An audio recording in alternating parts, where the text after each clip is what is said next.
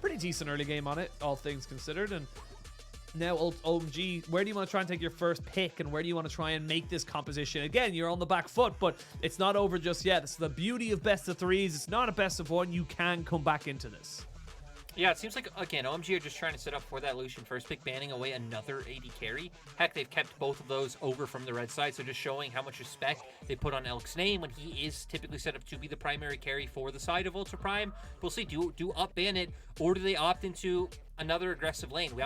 We've seen things like Draven be willing to come out. Yeah, they're just going to leave open the Lucian.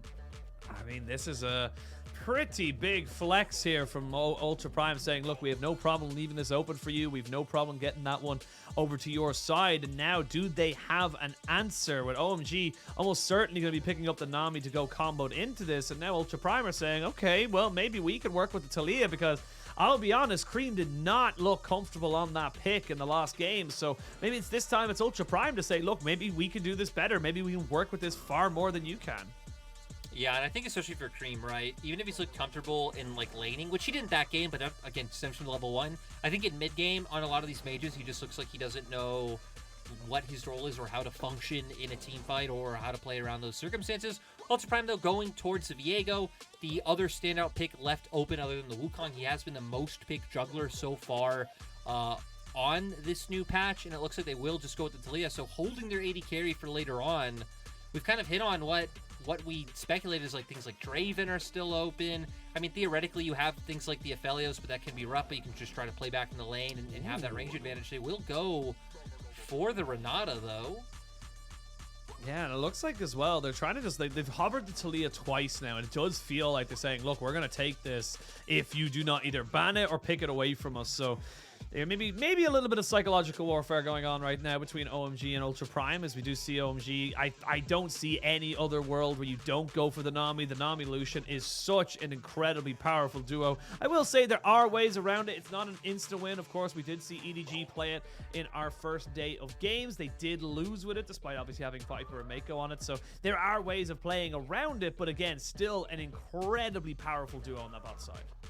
Yeah, and the standout junglers left in my mind would be something like Oisin, which we've seen quite a bit. Graves also has been rearing his head back in the meta, even if he hasn't worked out. But no, OMG want to go straight towards the blind pick top. Maybe saying, hey, if you don't answer, like, you only get one choice, right? You're either going to answer GP with some kind of like really intense counter matchup in the top,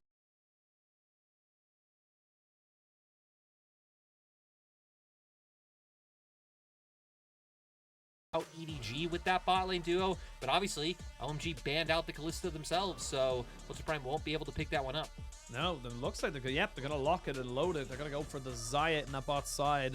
Will have early aggression, will be able to try and maybe put down some decent poke, and also has very good disengage should they try and all in on the bot side, but doesn't really give you the same kind of kill pressure into that bot lane as you would, as you say, with the Kalista. And now you're going to be able to ban away things on the top side. Perhaps the Kayle, the Gwen should be on the cards here for OMG on their ban list. Yeah, and I gotta say, right, for this spot lane, I don't think OMG should be feeling too worried. I remember Ox hitting on the other day that typically with Lucian Nami, you want really short bursty trade patterns, because if you overcommit, then you're just kind of left having to trade autos as Lucian, where it's like, no, a lot of your damage is just coming out from that upfront burst, being able to get your passive damage off. I don't think it'd actually be too big of a deal in this bot lane matchup, because Elk shouldn't be able to necessarily just continuously out DPS Lucian in the early game as the Xayah. You do have a ton of defensive tools on this Ultra Prime bot lane, especially at level 6, to make sure that those all-ins can't find success. Well, they're already banning away some of the classic Cryin champions. The Galio being taken away, maybe even the Twisted Fate. As a final ban here, is the Yone going to be the final ban here from Ultra Prime. So they're recognizing that they could go for something a little bit more AP in the jungle for Aki, and maybe look to try and maybe put something in the mid lane that would throw a spanner into the works. But with the Gwen banned away as well, Ultra Prime now, they have to pick up something. You would imagine it would be the top lane, as they know they're going into the Gangplank, or maybe they still go towards that Taliyah. They've been hovering it all so far in this pick ban. This is a champion we expected to be way higher prio coming into this patch of LPL. And again, just consistently seeing it fall to the wayside or fall further down in picks and bans will get picked up. So Ultra Prime valuing this more as a blindable, strong champion rather than getting any kind of counter pick up in top lane and saving a mid lane counter pick for Cryin. Now to see where OMG goes. This would be a bit of a Creme special. Obviously, with the durability patch, Assassins have felt a little bit more underwhelming, just having those extra health and resistances, making it so you can't 100 to 0 your target. But if there's any champion that you have confidence on Creme to consistently be able to find a way to have an impact on, Akali is definitely that champion. Well, they got a couple of options available to them. They could go AP or AD.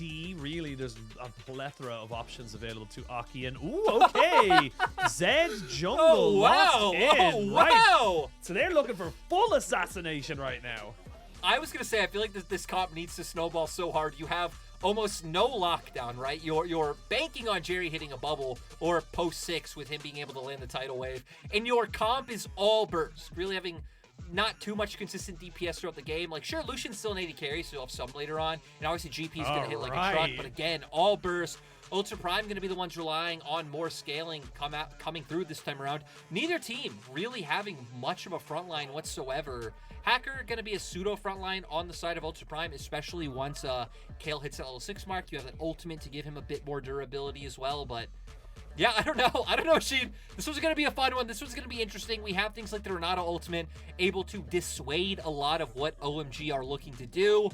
But, I mean, if OMG find their way into one target, they should just be done. OMG are saying, screw the durability patch. If one assassin isn't enough, we'll bring 2 of them. I mean, that's just kind of how it is. They're just bringing into it. They're trying to just, as you say, snowball so damn hard into this mid game that there's nothing you can do.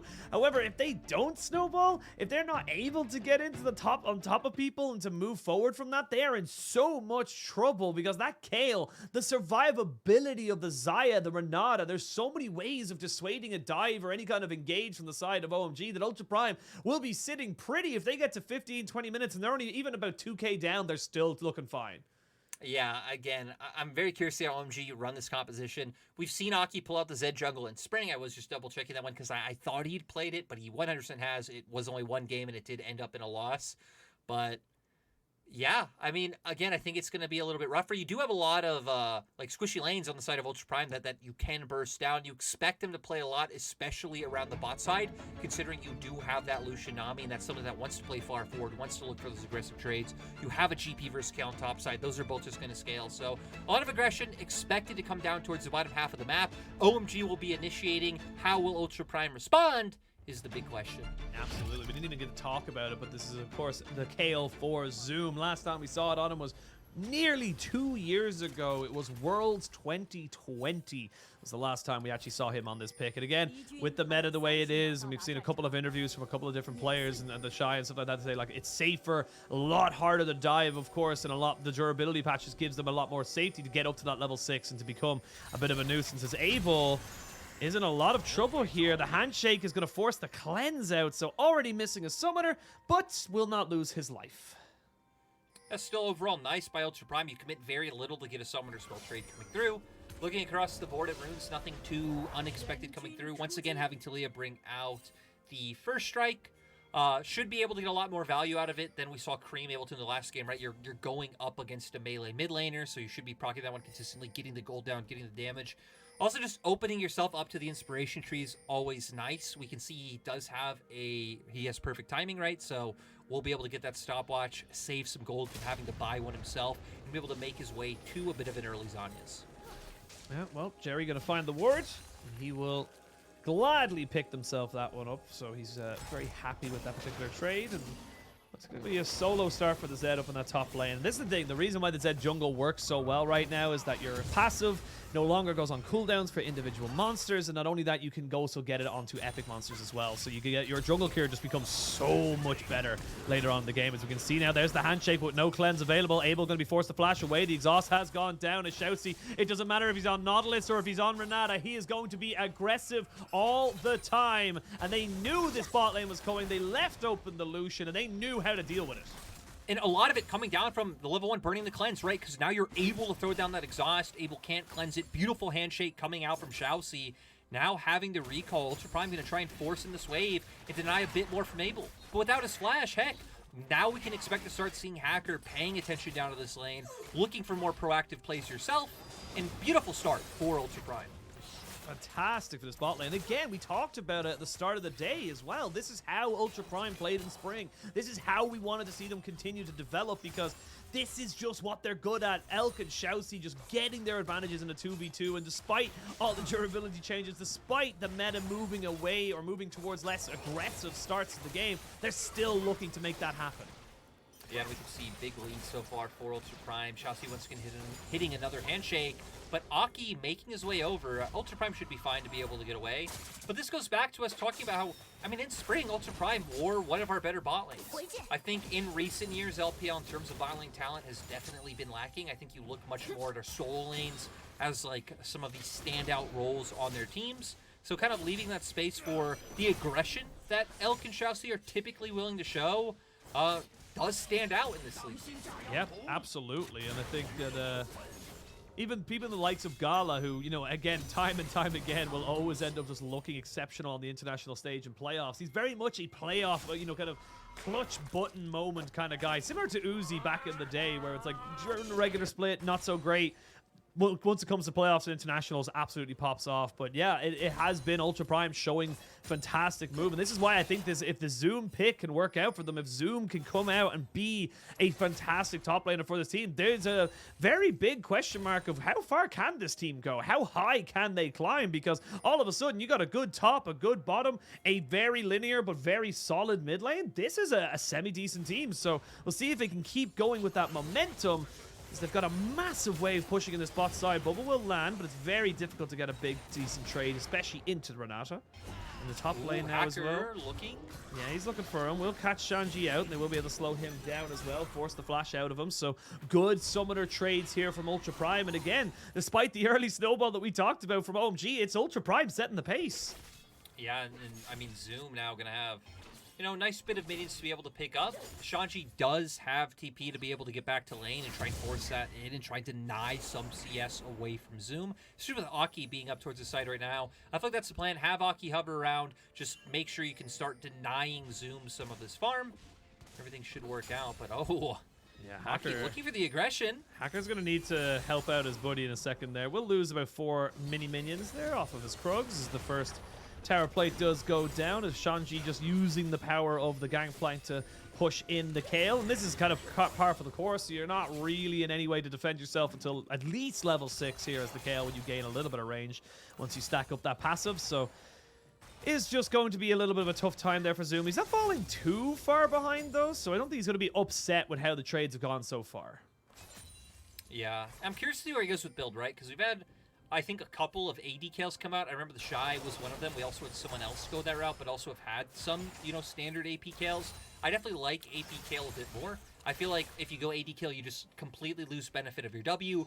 Even your E on the active damage scales with AP as compared to the passive, which is, you know, just has both coming through. So yeah, I would like to see that one come through for Zoom. We will keep an eye out and see what his read is. You have a pretty solid spread of mixed damage on Ultra Prime side anyway, so it's in Zoom's hands, Ashin. It's in Zoom, and now we're an ASMR cast.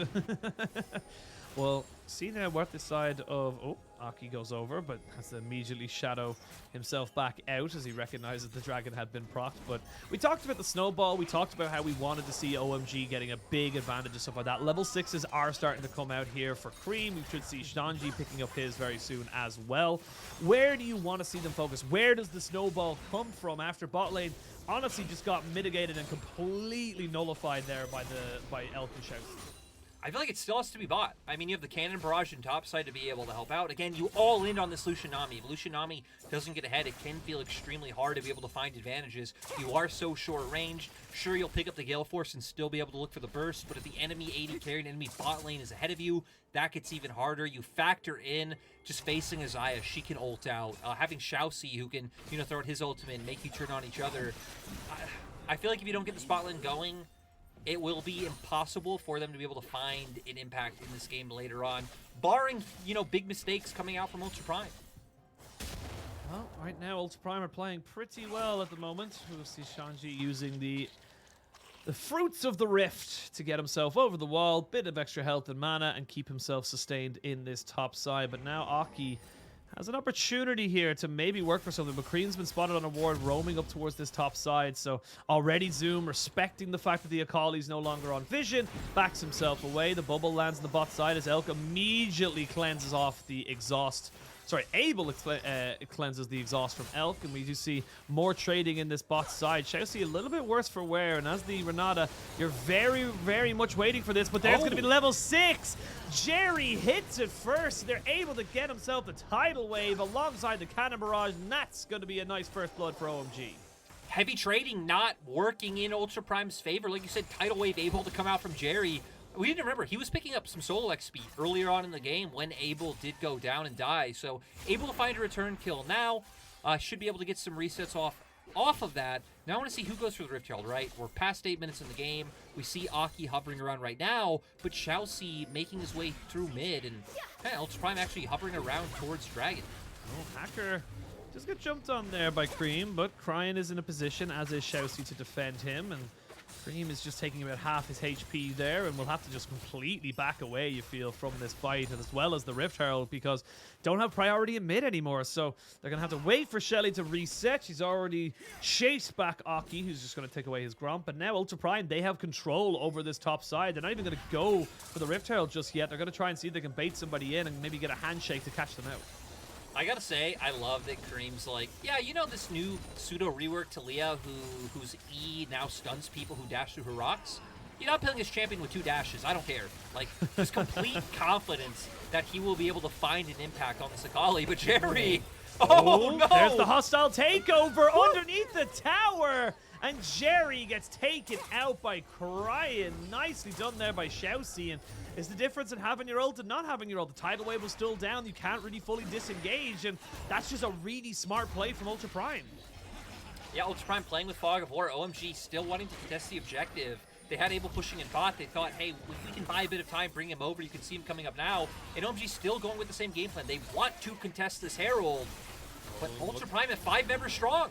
Yeah, we see Aki having to go back down towards his shadow. There's not a huge amount of mana available here for Cryin. We will see Abel forced out to use the culling. He tries to maybe just get some damage down. Zoom going to flash over the wall, and they get the Rift Herald. They get out. It's a successful mission for Ultra Prime. You talked about the snowball. It's dead even, and now Ultra Prime are the ones that have the tool to keep the gold in their favor.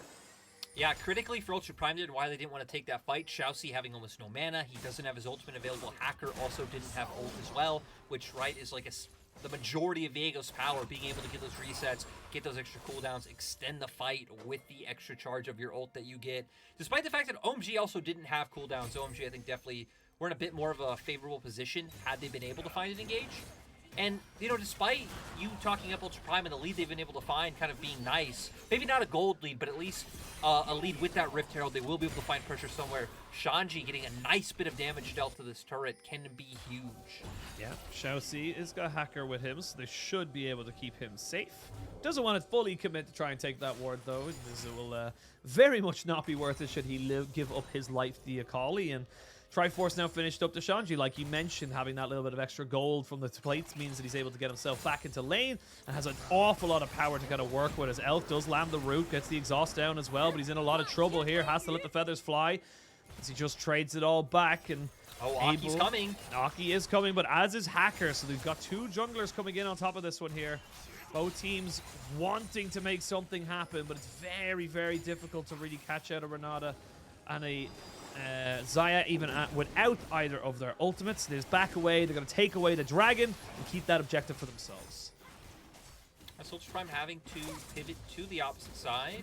Won't be able to find too much. Maybe they get some vision down topside river. Hacker does have his camps up there, but I think ShiauC looking for any kind of gank on Creme can be quite hard, so just shadowing for now, making sure he is able to push this wave in. And OMG feeling like they're in a pretty solid spot going into mid-game. I think, again, hovering back to that advantage Shanji has. I mean, Cannon Barrage going to do so much against a squad full of immobile carries on the side of Ultra Prime. Will buy time for Creme and Aki to be able to find their way to the fold. Right now, Ultra Prime trying to get some gold on the Cryin. Yeah, trying to get some gold. They will be able to pick up 3 plates altogether. The first and the next 2, as we can see Cryin with some nice fancy feet. Now going to get fully engaged on. There's the exhaust going down. He will be flicked back, though, as there's the hostile takeover to stop the next few carries coming in from OMG. A lot used, not a lot gained from either side. And now we'll see Hacker recognizing that Shanji might be in a little bit of trouble here. Can he land the stun is the big question. He's going to try and look for him. Flashes in, gets the stun down. And you can see that Shanji's kind of just resented himself and resigned himself to know that he is going to die. That is a kill to Zoom, and that is not the person you want to be feeding kills to. No, especially he's about to hit level 11, so going to get, you know, another level up in his passive. And heck, Ultra Prime now trying to look to get some damage down, but Aki is here to respond. Speaking of Aki, though, I just want to hit on the fact that it looks like he's building towards Strivebreaker, which is pretty interesting. I think this was a build we did see in spring. I can't remember from who, but typically in solo queue on Zeds, right, you're still seeing things like Eclipse and like other lethality items coming through. Going more of a bruiser build coming out here with the Zed when you don't have much of a front line. I kind of get it, I guess, but having the slow to be able to continuously follow up on the damage you deal, you do also get bonus movement speed coming out when you deal the damage, means that Aki will be able to chase down some of these squishy immobile targets like Cryin quite well. Yeah, I think it's a good kind of setup. Just to confirm it, we did see 3 games in spring. 2 of them were on the did have the Stridebreaker. One of them, funny enough, Aki went with the Eclipse the last time. So interesting enough to see the kind of different build varieties as such, and like you said, just kind of set themselves up for different win conditions. As we can see now, Creme trying to walk away from this one here, but you need to be very careful where you're standing. Creme is getting absolutely deleted from this map. The Weaver's Wall, they're trying to catch him out, and they will. Cryin picks that one up, and Creme is just not having a good series right now. No, and this is one of the reasons why we highlighted for OMG picking up 0909 would be such a good move for them, right? Having a player who, right, maybe isn't an upgrade over Creme, but being able to swap between the two if one is going wrong, I think can give them a bit of stability, especially with the fact that OMG, I mean, have had some moments in this game too, but ultimately Ultra Prime, they're taking it slow, but they're still the ones controlling the map. Yeah, they're the ones coming out on top. They've got themselves about 1,000 gold beads. Going to be about up to about 1,500 now that they take down that mid turret. So this spot lane that they wanted to try and all in on just isn't really working out. They get the exhaust, the cleanse comes in, they gotta take down ShiauC, flash away from Elk, but the TP's coming in. That's gonna be Zoom joining in on the fight. It's a 1v2. He knows he's very much gonna be by himself. Does put down the divine intervention to try and make this one nice work. Flash. Zoom is just absolutely dancing around these fools, and Jerry's forced to flash away as Cryin finally joins the fight. Will not land the Everfrost, but it's a 1-for-1 on that bot side as Ultra Prime have all the answers. But that's still the Zoom that we want to see. We were wondering what kind of form he would come in after being largely, you know, MIA for a whole split on top esports under Wayward. Coming into the series against OMG, both games so far playing beautifully. Did fall behind a little bit early in laning phase, but now is up in CS, is picking up the Gnasher's Tooth, going towards that AP build. And I mean, is definitely on his way to level 16 where he will just be an absolute menace. Will go straight into the replay. This again, it's good from OMG, but it's just I feel like they're just not doing this quick enough. It just feels like it's a little too late. Yeah, I mean, right, it felt like we needed to see more come out from their bot lane earlier on. They were able to find a nice kill onto ShiauC here, but Zoom with the clutch TP able to come in. It's just some fancy footwork in these side steps, right? Flashes away from the bubble, able to get the damage down as well. Sadly, Cryin not able to hit any skill shot once he does get down to the bot lane. And now, Sheen, we're going to get some more action, potentially. Potentially. It is still an Akali. Very difficult to land and keep down an Akali without multiple forms of CC. But with the Dragon now spawning in 10 seconds, it is going to be pretty much Ultra Primes to take whenever they so fit. As Hacker starts to move up towards this mid lane. And we'll see the Rift Herald, though, being dropped down. So they're trying to see now with OMG. They recognize the hole they're in. They need to start making plays. They need to start moving this game forward. Here comes the Weaver's Wall from the top side of your screen. And they try and deal with Shelly on the backside of this. But it's a great little flick back and a handshake to boot. Hacker takes down Abel. He literally had no chance to react with the amount of single target CC on him. No, and we're really starting to see the Lucian pick just heavily struggle into what Ultra Prime have picked up. gets locked down, like you said. Ultra Prime actually having a decent amount of lockup between them, right? The feathers coming out from L, the decisive shove from Cryin, ShiauC having numerous ways to keep people down. But OMG is not going to dissuade them. They still want to contest. I mean, they have to. You talked about the snowball. They have to go for something, but they also recognize that that could just be the final straw that breaks the camel's back. They can't just flip it over one dragon this early on, and this game is getting so far away from the side of OMG. You can see that Zoom is far and away the most experienced player in terms of both player level and what he's achieved, because he is just absolutely killing it on this Kayle right now, and no one's been able to punish him. Yeah, and I think especially when we look at the state of the game and we kind of look at the drafts, right? To where Ultra Primes looks like, okay, a bit of a like holistic team composition. You can see they're happy with people fighting into them. They can fight back. Sure, they don't have too many ways to start up fights themselves, but they can try and at least like push you into a corner, throw out ShiauC's ultimate, and try and find a fight that way. For OMG, it looks like the kind of composition that you would see in a Clash game, right? Tons of high burst, tons of damage, tons of very like show-offy champions, but not a great way of bringing them together other than finding ways to cheese onto your opponent, pop up out of nowhere, 100-0 them, which got harder coming into this patch. But Zoom, we'll see if he survives this. We'll see if he can. He's going to pop the Divine Intervention straight away. There's going to be the death mark going down on top of him, but they haven't taken down the damage on him just yet. And honestly, he's 1v2ing and coming out the better of it. He immediately gets himself a kill. Doesn't have his flash, doesn't have his ultimate this time around. The minion wave comes in, the cannon barrage. They will finally take him down, but it took so much to do it. 4 ultimates. It took 4 ultimates to take him down. That was absolutely tragic coming out from OMG. Aki even committing his flash to it. Zoom, all he had to commit was his ultimate, and he still was able to bring one down with him. And now Ultra Prime going to try and answer on the tops of the map. ShiauC going to angle off to the side. Did have his ult available, but with the fact that there's no wave, with the fact that Shanji also should have his orange, doesn't opt to go for it, and Elk will just get some nice chip damage down on mid turret. Yeah, honestly, should be able to get it as well. They're going to fully commit with the Ranata ultimate, gets the hostile takeover. They get the tower as well, and they're going to go full forward. Elk exhausted, but he does not care because he can get the kills, and he survives as well. Now the real fight can begin as they try and make the retreat happen. As the Elk, how does he get that kill? The feathers are so good. Cryin with the Zhonya's Ultra Prime. You're styling on these fools. Ultra Prime looking so good coming into the split with this slightly revamped roster with Zoom on the squad. Cryin so far having an excellent series. And Elk once again putting out the damage. Hackers, we're shouting out everybody. You know when a team does well, it's a good team. It's a good game. You gotta spread the love. You gotta spread the love as we go back to this dive. We were saying, hey, maybe durability update doesn't matter if you bring 2 assassins instead of 1. Ultimately doesn't mean anything. Really nice ult from Zoom to dissuade any damage to come through. No minion wave means that Creme can't actually follow back in on the damage. Then going into the second play, able to lock Jerry down with the Ranata ultimate. Elk aggressively going forward, is able to get some feathers down, and then once you kite out this fight even more, throwing out more Qs, dealing more damage, and Cryin, like you said, with the extremely clutch Shanyas to make sure that Hacker can find this final kill. What an incredible display from Ultra Prime in this particular game. And again, this is what I wanted to see what happened. Is Zoom going to be an upgrade, a side grade, maybe even a downgrade? Oh, you know, very unlikely that would happen. And right now, it just feels like the team cohesion, everything seems to be clicking. They're playing as a unit, and they know, and they also have the individual skill to be able to outplay even the 4-man stacks in bot side, to be able to get themselves out with sub, double-digit HP, and they're just making it look so effortless. It's such a good way to look at this team and say, yes, they have made a correct move in terms of their roster, and they're also improving as a team. And I think it's one of those rosters that's kind of easy to overlook in the sense of how they did last split and how some of these players have done historically. And again, just forget some of the results that we talked about that they've had, right? Zoom, LPL winner. Cryin, 1 LPL, 1 in MSI. ShiauC has won the LMS, has attended MSI.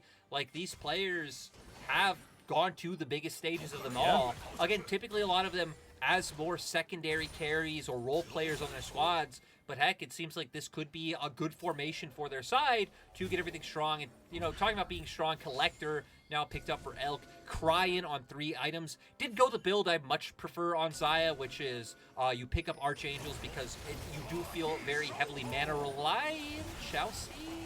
He should be fine. He's got some pretty decent shielding on him now, as we can see them starting to set up for this one here. Creme needs to try and find an angle on this, but he's being coerced away by Hacker, who again, in his own right, is a very big Viego. Dragon has spawned, and health bars have been tickled down. Now we can start to see who is really the carry here of OMG, and they know that they have to go for something. Summoners up across the board apart from Shanji's flash. They will have Aki's flash up in a couple of seconds. The Dragon has been started by the side of Ultra Prime. They're just kind of zoning everyone away. They're being coerced back in, though. As you can see, Hacker's been isolated away from everybody else. This Dragon has reset, and ShiauC's been caught out. ShiauC's been killed, but as has Gangplank, and now they're going to try and trade this one back. The Dragon does go over to the side of OMG, but Creme is doing some decent work on the end of this fight. They will trade it out 2 for 2, but for OMG, they still got themselves a Dragon. Reaver's Wall comes out, and that means they're going to still have a bit of a fight coming on. But Cryin might have gone a little bit too far forward. He goes golden to try and buy a bit of time. He flashes away, and here comes Elk. They've got Zoom coming in as well. It's like an episode of Jaws. You're just looking at him coming in. You know what's going to happen, and you need to run away as fast as you can.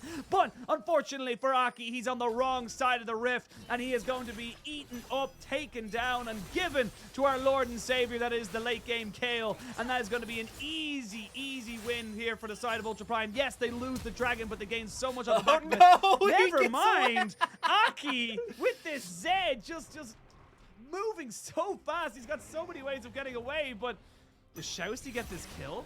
No, he doesn't. Zoom does. Never mind. We're moving back forward with it. I went a little bit too long, but it didn't. Oh, it meant nothing. It was so gangster. It was so gangster that Aki was just keep drawing their time. But at the end of the day, I'm sure we'll get a replay of that fight, as luckily we get it right now. I feel like the hard thing for OMG coming in is you have no good target, right? You have Zhonya's on Cryin, you have ult for Elk, you have the ultimate coming out for Zoom, which is why they wait quite a while, and they hone in on ShiauC while the other members are looking to chase down Shanji. Feels like the only real opportunity that OMG had to be able to find a kill. They also are able to get Hacker because Hacker was also disjointed from the other members. But once those key 3 durable members we talked about are in the fray and dealing damage, is what the heck just happened? He got deleted. That's what happened, Lyric. There is nothing else to say about that. Why do we have replays? Yeah, we don't need them. We just need action at all times. Good flick back, but here comes the Cannon Barrage. Baron is secured, but these health bars are low. The Gangplank is traded back as they get the Taliyah on the back end of this. Creme is doing very well. He's going to get over the wall, but it's just a little bit too late. Zoom was arcing out on top of him, and that's going to be enough for them to secure the Baron. It's scrappy. It is definitely not the cleanest League of Legends in the world, but Ultra Prime still getting out on top. Oh, wow. So Abel, seeing an opportunity, thinking it was just Zoom by himself, hoping to burst him out, walks into numerous members. Great seismic shove by Cryin to secure that kill, and that's what opened up for Ultra Prime to win the fight. Did go for the Baron, but Aki was still coming out from base, so that's why Ultra Prime didn't feel like it was too much of a flip because there was no smite on the enemy side. So as long as Hacker was able to nail that one down, they knew they'd have it at the end of the day. They were able to confirm it, and now for Ultra Prime, it's going to be fun to see how they play out the map, considering they do have this Kayle who will be such a menace in side lanes. Machine, I've talked for so long. Take it away, buddy.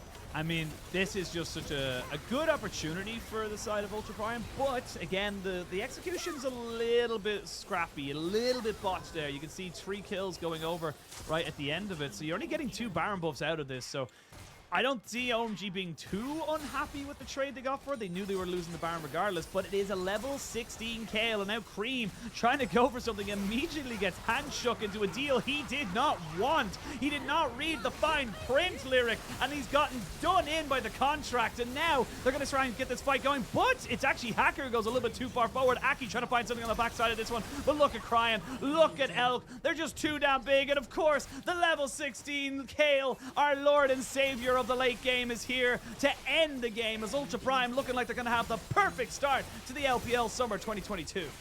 2 dominant games to come out. Zoom's debut. Ultra Prime looking clean in their first series of the LPL. Well, the Cannon Barrage will try and thin out the wave, but okay, fair enough, that's that. We're going to continue to take the Nexus turrets. The Nexus will fall 26.5 minutes. That's all it took. And that's going to be Ultra Prime with a relatively good 2-0. And honestly, this is a solid team coming out from this.